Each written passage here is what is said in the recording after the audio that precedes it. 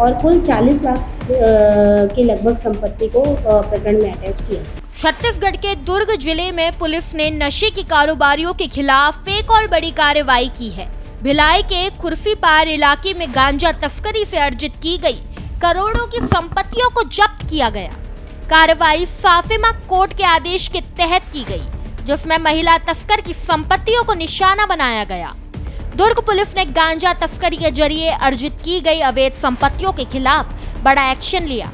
खुर्सीपारा क्षेत्र में कुख्यात महिला तस्कर जी सरोजनी की करीब 40 लाख रुपए से ज्यादा की संपत्तियां जब्त कर ली गई। इनमें 3 आवासीय मकान और 2 पहिया वाहन शामिल है।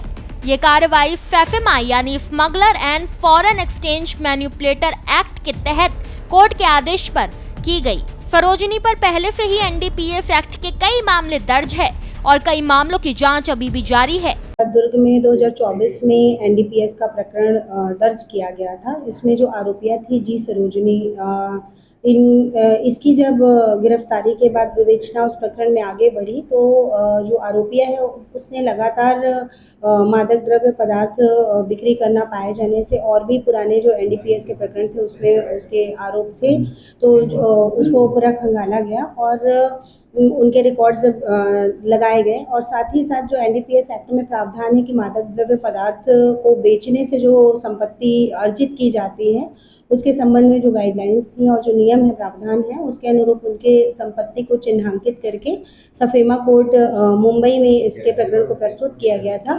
तो माननीय जो न्यायालय है सफेमा कोर्ट का मुंबई का, उन्होंने 8 मई 2025 को इस प्रकरण में आदेश पारित किया है और जो आरोपिया है उसकी प्रॉपर्टी को अटैच किया है कुर्की हेतु।